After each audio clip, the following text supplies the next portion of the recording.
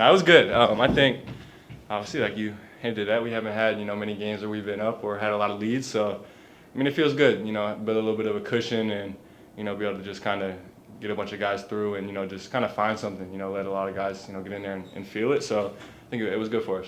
Cooper, the last few games, you and Ryan have been dominating. Y'all's on-court duo is definitely something that's been getting a ton of buzz. What about playing with Ryan works so well, and what do you like about y'all's on-court duo? Yeah, I think Ryan's just the type of player where it's just easy to be alongside. I mean, he just makes everybody better out there. When he plays like he has been the last couple of games, and he just been ultra confident, and that's what you have to do. It just makes everybody better. So I love playing with Ryan. Obviously we haven't had a ton of time on the court with first couple of games here, but I mean it's been great. He's a great player and a great person. One thing that Coach Kidd touched on before the game is he harped about y'all's on-court partnership, but he also talked about y'all's friendship and y'all cheering for one another. Could you dive in a little bit deep into what y'all's friendship looks like off the court as well? Yeah, I think me, Ryan, Miles as well, Musa. The four of us coming in here, even though we're all at different stages in our lives, and some of us did different amounts of years in college and whatnot, but we're all kind of going through the same thing. You're a rookie together, and you only are a rookie once, so just trying to build that continuity and go through it together, and just kind of not feel like we're alone out here. I think it's easy to go to a city, go to the league, and you kind of feel alone and isolated. So. Those are just great people, the three of those guys, and I've got pretty close with each and every one of them. Part of a rookie experience is occasionally having foul trouble. Pretty unusual to have 3 and 4 minutes for you.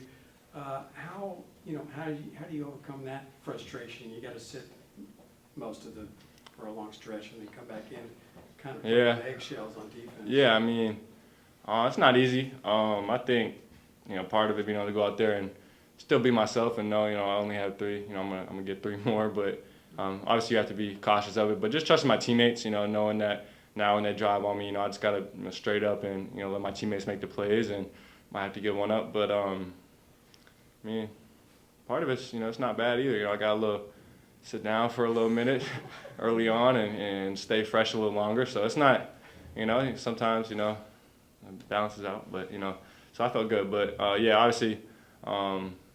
Looking forward to the next couple of games. I'm just going to get attacked, right off the jump. So that'll be fun. But, just got to make a statement and show them I'm going to, sit down and get stops. And you're finally getting a sense of what it's like to play alongside Anthony Davis. What's the biggest? He's great. It's so much better for us when he's out there. I mean, obviously, the caliber player he is. And, I think just between him and Clay on the court at the same time, the amount of gravity that those two guys have of just pulling defenses toward them and, kind of just creating space out there. I mean, it's huge for me. Guys are going to double him, and now I'm, finding cutting lanes and, kind of playing off him. It's been a treat for me to kind of be alongside him, and he just made our team so much better. To go on top of that, can you just walk us through the last play? It's like 2 minutes left, and you kind of finished AD's layup for him. How did you see that play? Yeah, like I said, AD's an incredible player, and he just, the type of guy just makes the right play. So it's so easy to play off him, and he made a drive, man stepped up, and just right place, right time, and was able to finish it off for him. So it's just it's fun to be out there with him. I want to talk about your shot selection too, because it seems like you don't force a lot of shots. Like you genuinely make the right play normally all the time. So what's your process like? Because we asked Coach Kidd, he said sometimes you're asking questions of, hey, am I shooting too much? Am I not shooting enough? What's that balance been like for you? Yeah, I think. A lot of people told me I was being too passive early on, and there was some games where I was being too passive. But just that level of confidence, my coaches and my teammates have that in me, and they're telling me that I need to be out more aggressive and assertive. That it's just, it makes it easy for me to just be myself, and just go out there and get to my spots and get my looks that I want to get off. And I know when I take the shot that I want to get on each possession, that I'm going to live with the outcome, make or miss.